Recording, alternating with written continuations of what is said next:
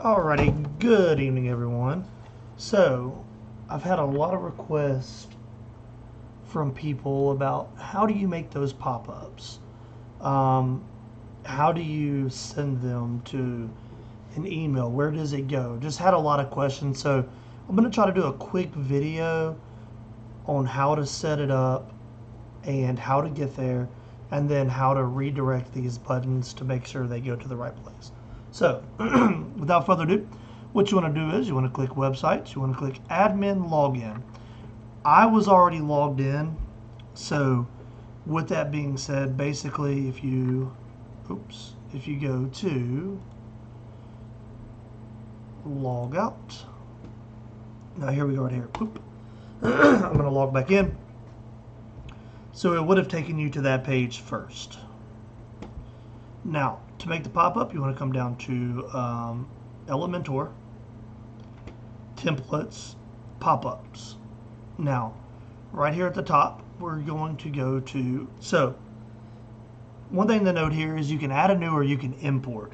So at the end of every template that I make, I save that template so I can always come back at a later day and reuse that template again without having to recreate it. So my Thanksgiving template, my regular ordinary everyday template, and then my Christmas template, I'll make one for Easter, I'll make one for all the different holidays as they come up. But we're going to talk about building a new one. So add new, and we're going to call this test 2 because I've already made test 1. So create template. And then in here, you can go through all the different ones. So each one of these are different. And kind of, you can see one of the main differences is where they are on the screen. Like this one is a whole one. This one is right dead center. This one is at the bottom right. This is at the top center. Whole screen, top right, center. So you want to find one that isn't going to be too big, because this is also going to show up on tablets and phones. So what you will do is, I like to use, so you can use this fall one here. I also used the, where's it at? Let's see here. Let's see here. I've used a bunch of different ones, so let's just use this one, it'll work for now. So let's just use this. So when you come here to this screen here, you're going to notice the background's green, white lettering, there's this little request a quote. So first thing I'm going to do is I want to put my own picture. So I'm going to click in this box, click the edit button, and then here we go. We're going to choose image. Since I've already made some before, I'll just throw this turkey in there, insert the media, boom, now my turkey is in there. And then here's what we can do is we can go ahead and we can edit this. So fall cleanup special price. Let's just do huge savings. Oh my God, I can't type. Huge savings. Now let's come right here. We'll click this one right here. And then let's say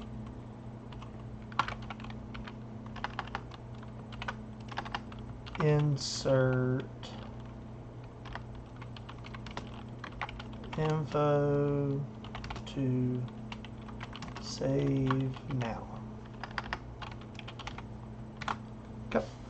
Then now what we're going to do is we're going to come right here to this, and then we could add a, so let's center this, let's center this, okay.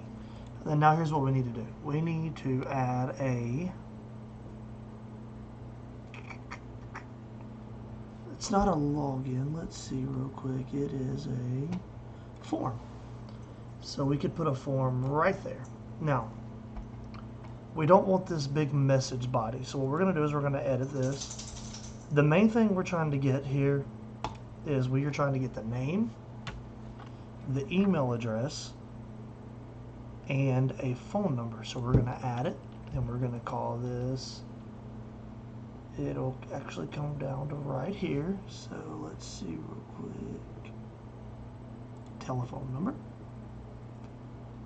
And then we're going to type this as phone. And then the placeholder is, so this here is where it shows up phone, this here is where it shows up the placeholder. So this is where it says name is name. You can come into these, name and it's text, and then right here we put type is going to be telephone number. Now you can make this required in order for them to fill it out, so they're not going to be able to see the savings without filling out this information. Okay, now as you can see, our box has gotten way bigger. So what we can do is we can come in here and we can go back into edit, and then we can go to input size, extra small. Now that right there will save us that. And then size, you can just do small. You can change these around to try to save some of these, save some of this room here. So what we can try to do here is, and this is just kind of a brief, you could totally play with it some more. So here's what we're going to do. Since we don't need this, we are going to delete this button out. So what we'll do is you can actually, I think you can just simply press delete, which you can, and then now that is gone. Now, let's say, okay, so I don't really like this background color. I want to make this more Thanksgiving-y, right? So, or more fall-y. So what we'll do is we'll go to Style.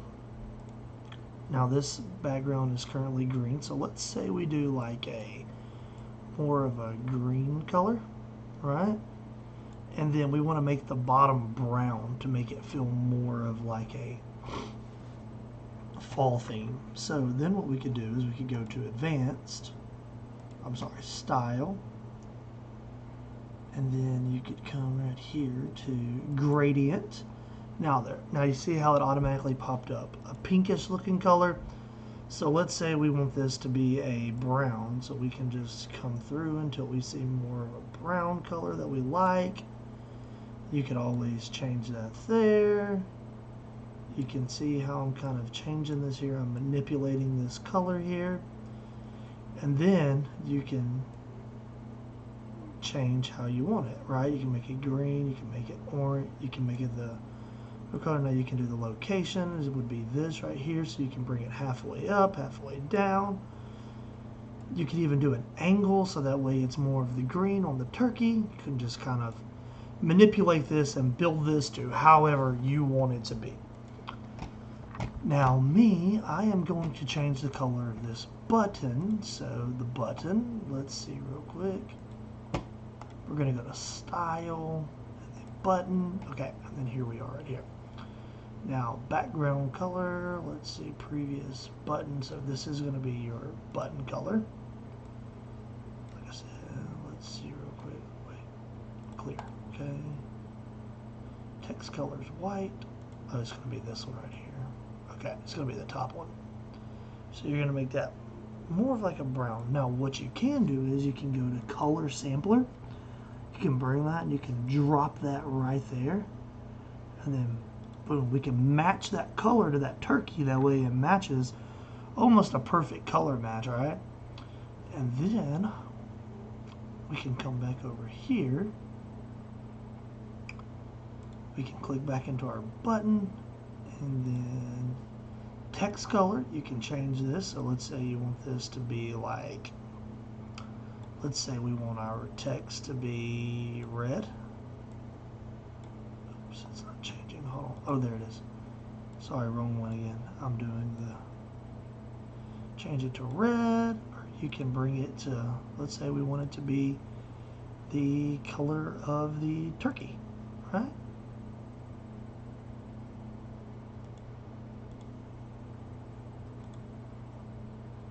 You could come right here and kind of scroll through the different colors. You could pick the color of the pie. We could do this. So let's just do that. Boom. Make it the same color as that. So now it all looks nice and uniform. You can read all of this stuff. Now there. Now let's see, widget space. You can drop that down. You can do the same thing here. Style. let's go into this one right here. Now we've brought this back down a little bit more in size. So as you can see, it's real easy. Now, what we're going to do is we're going to go back into this button, okay? So here is all your information about the buttons. So content, buttons, okay. So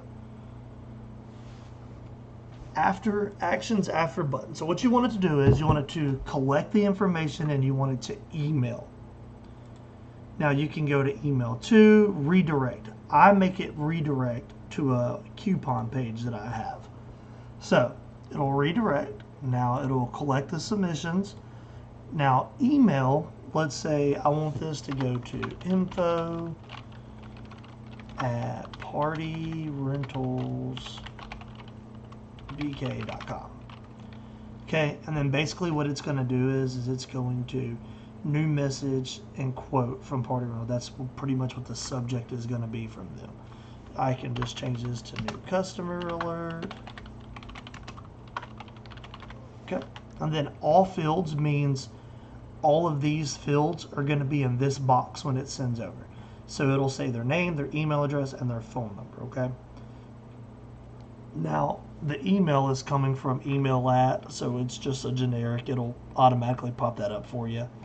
Now, the redirect. Now, if you have a coupon page, you would type this in. It would be https://www.partyrentalsbk.com and then /coupon. And that's where it would go for me. Or coupons or coupon, I don't know, but this is mainly for that. Now there. And then there's just some additional options like if you want to build a form or whatever, okay?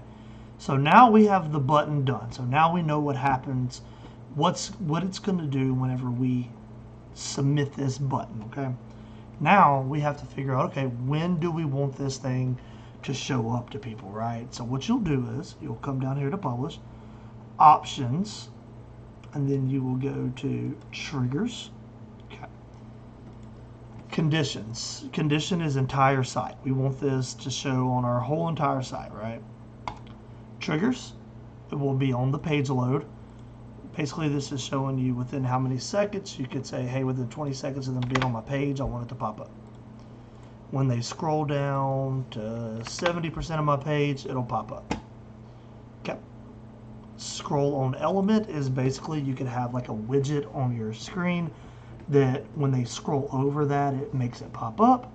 On click could be, let's say, instead of having it on load or within 70, whenever they click to 3 different pages or 3 clicks on your site, it would automatically show up. So if they click on a slide and then they click back and then they click on another slide, that 3rd time that would pop up. I always like putting it on there after an activity. I normally set mine to 45 seconds, so if they're on my page and it doesn't, they haven't moved, it'll pop up. On exit, basically the mouse will sense like, oh, they're going to close this page, pop up, boom, and then it'll pop up and say, hey, click here for your savings, all right? Okay, so we're going to turn these back off because we're not going to use this template, but those are what each one do. Advanced rules.